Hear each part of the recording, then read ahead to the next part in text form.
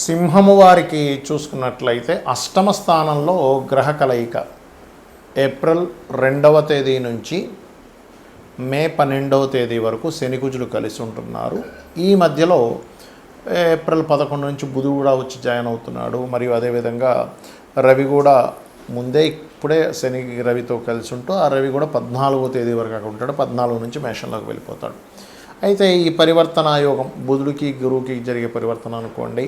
ప్రధానంగా 3 గ్రహాలు కలిసి ఉన్నప్పటికీ 4వ గ్రహం యొక్క ఇన్వాల్వ్మెంట్ వల్ల అంటే ఆ గ్రహం అందులోకి ప్రవేశించడం మూలంగా ఈ పరివర్తన యోగంలో ఒక్కొక్కసారి 5 గ్రహాలు కూడా కనెక్ట్ అయ్యాయి అన్నట్టుగా ఉంటుంది. అయితే దీనివల్ల మీకు కలిగేటువంటి మంచి ఫలితాలు ఏమిటి, దేశకాల పరిస్థితుల్లో ఎటువంటి మార్పులు వస్తాయి, అసలు జాతకమే లేనటువంటి వారు ఎటువంటి విషయాల్లో జాగ్రత్తగా ఉండాలనేటువంటి అంశాలు చెప్తుంది నేనైనప్పటికీ చెప్పిస్తుంది సాక్షాత్ లలిత అమ్మవారిగా భావిస్తూ. ప్రధానంగా మీ సింహము వారికి అష్టమ శని నడుస్తుంది ప్రస్తుతం. అయితే ఎప్పుడైనా సరే దానికి వ్యతిరేకమైనటువంటి గ్రహం కనుక అక్కడికి వచ్చినప్పుడు దాని ప్రభావం తగ్గిపోతుంది. అంటే అష్టమ శని ప్రభావం తగ్గుతుంది దీనివల్ల. అదొక మంచి ఫలితం. అయితే ఎంతైనా అష్టమ స్థానంలో కలిసి ఉన్నటువంటి గ్రహాలు కాబట్టి వాహనాల మీద వెళ్ళేటప్పుడు అతివేగం పనికిరాదు. అందులో ప్రధానంగా అది జలరాశి కాబట్టి జల ప్రాంతాలకు వెళ్ళినప్పుడు చాలా జాగ్రత్తగా ఉండాలి. కొంతమంది అరణ్య ప్రాంతాల్లో ఉంటూ ఉంటారు, కొంచెం బాగా పల్లెటూరులో అక్కడ ఏదైనా సరే సర్ప సంబంధించినటువంటివి, లేకపోతే మరొక విషయం ఏంటంటే సర్ప ప్రభావాలు, క్రూరంగా ఉండేటువంటి కొన్ని జంతు ప్రభావం ఉంటుంది. కాబట్టి అడవుల్లోని పల్లెటూరులో ఉండేటువంటి వారు ఈ క్రూరగ్రహ కలయికలు అష్టమంలో ఉన్నాయి కాబట్టి క్రూర జంతువుల వలన ఇబ్బంది వస్తుంది. అది చాలా చాలా చాలా జాగ్రత్తగా ఉండాలి, గుర్తుపెట్టుకోండి. అయితే ఇక్కడ లక్కీ ఏంటంటే కొంచెం గురువు పరివర్తన యోగంలో ఇక్కడికి వస్తాడు. అదొక రకంగా చెప్పాలంటే కొంతవరకు లక్కీ. ఇవి రావడం వల్ల ఈ బుధుడు ఎప్పుడైతే లాభస్థానంలోకి వెళ్తాడో కొన్ని వ్యాపార సంబంధించిన విషయంలో ఒక్కొక్కసారి మంచి లాభాలు కూడా చూస్తారు, అందులో ఎటువంటి సందేహం లేదు. కానీ ఆకస్మికంగా తీసుకునే నిర్ణయాలు, వాహనం మీద వెళ్ళేటప్పుడు ప్రకృతి వైపరీత్యాల ద్వారా జరిగేటువంటి కొన్ని దుస్సంఘటనలు కూడా మీకు ప్రభావం చూపిస్తాయి. కాబట్టి నిత్యము మీరు నవగ్రహాల్లో శని, కుజ, బుధ, కేతు ఈ గ్రహాల దగ్గర దీపారాధన, మరియు అదేవిధంగా గోవులకు కాస్త క్యారెట్స్, బెల్లము తినిపించడము ఇవి చేయండి, ఖచ్చితంగా మీకు బాగుంటుంది. దీని మూలంగా రైతులకు కానివ్వండి, అసలు జాతకమే లేదు, జాతకం లేని వారికి కానివ్వండి, దేశకాల పరిస్థితులు అంటే మైథుని జ్యోతిషం, ముండేన్ ఆస్ట్రాలజీ అంటాం. ముండేన్ ఆస్ట్రాలజీ పరంగా మనకి ప్రపంచవ్యాప్తంగా ఎటువంటి ఫలితాలు జరగనున్నాయి అనేటువంటి అంశం కనుక మనం చూసుకున్నట్లయితే ఇక్కడ ఎప్పుడు కూడా ఈ సంవత్సరానికి రాజు గురువు అయితే మనకి మంత్రి కుజుడయ్యాడు. గురువైనటువంటి రాజు మీనరాశిలో ఉండేటువంటి ఎనర్జీ అంటే మనకి ఒక గ్రహం ఎప్పుడు కూడా మనకి పరాశర మహర్షి చెప్పినట్టుగా ఆత్మ సంబంధినో ఏచ ఏ నిజసధార్మిణ దశాంతర్దశాశ్వేవ దిశంతి స్వదశాఫలం. దశాఫలితాలు ఇచ్చేటప్పుడు కానీ లేకపోతే ఒక గ్రహం తన యొక్క ఫలితాలు ఇచ్చేటప్పుడు కానీ తన రాసుల్లో ఏ గ్రహం ఉంది, తనతో పాటు ఏ గ్రహం కలిసి ఉంది, తనని ఏ గ్రహాలు చూడబడుతున్నాయి, ఇవన్నీ మనం తీసుకుంటాం. కాబట్టి ఇక్కడ ద్విస్వభావ రాసుల్లో ఉండేటువంటి గురువు మరొక ద్విస్వభావ రాసుల్లో ఉండేటువంటి 3 గ్రహాల యొక్క ప్రభావాన్ని పొందుతున్నాడు. కాబట్టి రైతుల విషయం కనుక చూసుకున్నట్లయితే ముఖ్యంగా మామిడి పళ్ళు, అరటి పళ్ళు అమ్మేటువంటి ఎగుమతి దిగుమతి అప్పుడు మనకి ఎగుమతి చేసేటువంటి కొన్ని ఉంటాయి. ఇటువంటివి ఈ పంటలు పండించేటువంటి రైతులు కాస్త ముందుగానే వర్షాలు పడబోతున్నాయి, అనవసరంగా పండు ఏదైనా మనకి దెబ్బతింటుంది. ఇప్పుడు ఏంటంటే వడగళ్ళ వానలు, విపరీతమైన వర్షాలు, లేకపోతే విపరీతమైన గాలులు, ఎండాకాలంలో విపరీతమైన వర్షాలు పడతాయి. చూడండి, గుర్తుపెట్టుకోండి.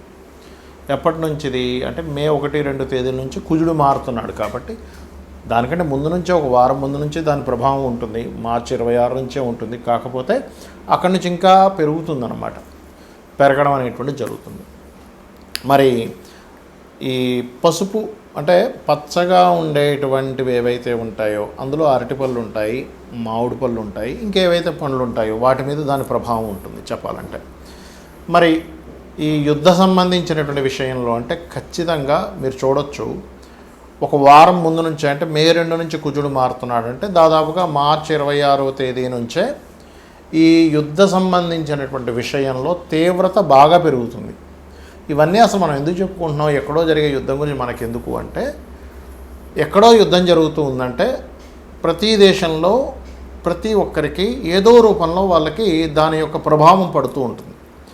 అంటే ఏమిటి, ఇప్పుడు మనకి వంట చమురు ఏవైతే గ్యాస్ ఉందో దాని మీద ప్రభావం, పెట్రోల్ డీజిల్స్ మీద ప్రభావం, లేకపోతే ఆయా దేశాల్లో కొంతమంది మన భారతీయులు ఉంటారు.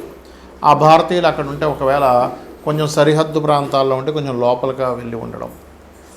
ఇక్కడ ఏంటంటే యుద్ధం ఎప్పుడూ కూడా పెరగకూడదు, మనందరం అదే కోరుకోవాలి. కానీ గ్రహస్థితులు ఏం చెప్తున్నాయి మనకి, పోయిన సంవత్సరం లాగే ఈ సంవత్సరం కూడా గురువు 3 రాసులు మారుతున్నాడు. పోయిన సంవత్సరం చూడండి, మనకి పరాభవనామ సంవత్సరానికి ముందు మనకి ఏదైతే సంవత్సరం ఉందో విశ్వవసునామ సంవత్సరంలో కూడా మనకి గురువు వృషభ రాశిలో ఉండేటువంటి గురువు మిథునం నుంచి కర్కాటకంలోకి వెళ్ళాడు. అందుకే చూడండి, పరాభవం రాకముందే యుద్ధాలు ప్రారంభమయ్యాయి. దానికి సంబంధించినటువంటి చాలా చాలా చాలా ఇబ్బందులు చూసాం మనం.